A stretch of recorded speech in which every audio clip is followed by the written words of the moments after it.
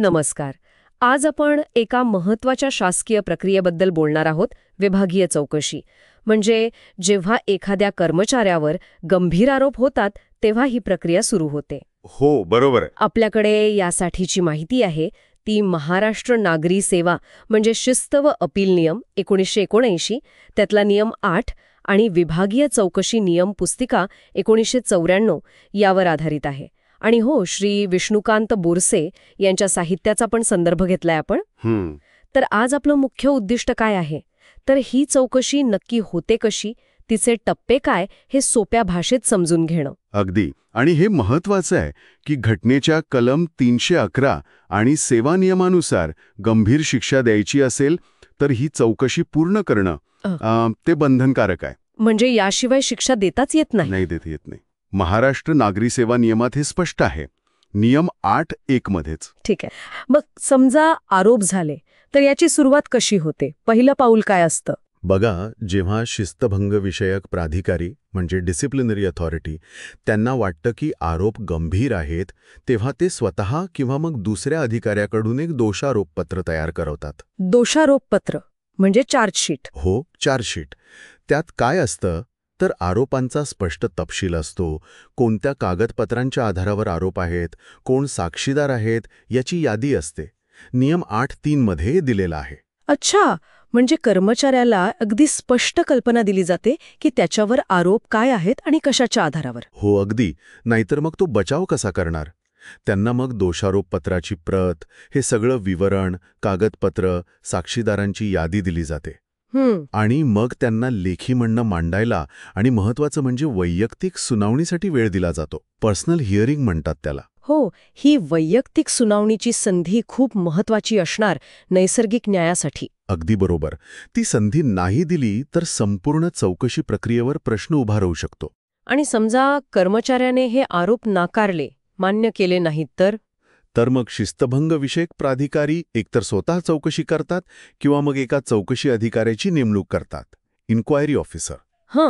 आणि अपेक्षा अशी असते की हा अधिकारी तटस्थ असावा, म्हणजे निष्पक्षपाती. बरोबर. अनेकदा पण ऐकतो की गट अ साठी वेगळे आणि वर्ग 3-4 साठी वेगळे अधिकारी असतात. हो, तसं केलं जातं. कधीकधी पॅनलवरचे कंत्राटी अधिकारी पण नेमले जातात. आणि एवढंच नाही तर सरकारची बाजू मांडण्यासाठी पण एक अधिकारी नेमला जातो. अच्छा, त्याला काय म्हणतात? त्याला म्हणतात सादरकर्ता अधिकारी, प्रेझेंटिंग ऑफिसर. म्हणजे तो सरकारची बाजू मांडतो. ओके, म्हणजे एक प्रकारे सरकारी वकीलच जणू. मग जेव्हा प्रत्यक्ष चौकशी सुरू होते तेव्हा काय काय होतं? पहिली पायरी असते प्राथमिक सुनावणी, प्रिलिमिनरी हिअरिंग. इथे सगळे एकत्र येतात. चौकशी अधिकारी, कर्मचारी, तो सादरकर्ता अधिकारी. ओळख होते, प्रक्रिया समजावून सांगितली जाते आणि कर्मचाऱ्याला विचारतात की आरोप कबूल आहेत का. सुनावण्या, रेग्युलर हिअरिंग्स. यात मग सादरकर्ता अधिकारी सरकारी साक्षीदार तपासतो, पुरावे सादर करतो. म्हणजे सरतपास घेतो. हो, सरतपास. आणि मग कर्मचाऱ्याला किंवा त्यांच्या वकिलाला म्हणजे बचाव सहाय्यकाला त्या साक्षीदारांची उलट तपासणी करायची संधी मिळते, क्रॉस एक्झामिनेशन. म्हणजे दोन्ही बाजू तपासल्या जातात. हो, इतकंच नाही, कर्मचाऱ्याला स्वतःचे पुरावे सादर करायचा, स्वतःचे साक्षीदार आणायचा अधिकार असतो. तो स्वतःही साक्षीदार म्हणून बाजू मांडू शकतो. पण ते बंधनकारक नाहीये? नाही, ते बंधनकारक नाही. आणि गरज वाटली तर चौकशी अधिकारी पण साक्षीदारांना प्रश्न विचारू शकतात, सत्य समोर यावं यासाठी. म्हणजे ही प्रक्रिया बरीच सविस्तर आणि दोन्ही बाजूंना संधी देणारी आहे. मग हे सगळं झाल्यावर काय? सगळं झाल्यावर म्हणजे पुरावे, साक्षी, युक्तिवाद झाल्यावर चौकशी अधिकारी एक सविस्तर अहवाल तयार करतात, एन्क्वायरी रिपोर्ट. अच्छा, अहवाल? त्यात काय असतं नेमकं? त्यात साधारण 12 भाग असतात. म्हणजे आरोपांचे मुद्दे काय होते, कोणते पुरावे आले, साक्षीदारांनी काय सांगितलं, दोन्ही बाजूंचा युक्तिवाद काय होता आणि सगळ्यात महत्त्वाचं, प्रत्येक आरोपावर चौकशी अधिकाऱ्याचा निष्कर्ष काय आहे. निष्कर्ष म्हणजे ते फक्त फॅक्ट्स आणि आपलं मत नोंदवतात, शिक्षा कोणती द्यायची हे नाही सांगत. अगदी बरोबर. हा खूप महत्वाचा मुद्दा आहे. चौकशी अधिकाऱ्याचं काम फक्त आरोप खरे की खोटे हे तपासणं आणि निष्कर्ष नोंदवणं आहे. शिक्षा काय द्यायची याचा निर्णय ते करत नाहीत. मग तो निर्णय कोण घेतं? तो निर्णय शिस्तभंग विषयक प्राधिकारी घेतात. हा अहवाल बघून त्यावर विचार करून मग ते शिक्षेबद्दल ठरवतात. अच्छा, ही खूप महत्वाची माहिती दिलीत. या सगळ्या प्रक्रियेला काही वेळेची मर्यादा असते का? म्हणजे किती दिवसात व्हायला पाहिजे वगैरे? हो, नियमपुस्तिकेत म्हटलं आहे की शक्यतो 6 महिन्यात चौकशी पूर्ण व्हावी आणि प्रत्येक दिवसाच्या कामाची नोंद ठेवली जाते. त्याला रोजनामा म्हणतात. डेली रेकॉर्ड सारखं. त्यामुळे पारदर्शकता राहते. अगदी. तर ही होती महाराष्ट्र नागरी सेवा नियमानुसार होणाऱ्या विभागीय चौकशीची एकंदर प्रक्रिया.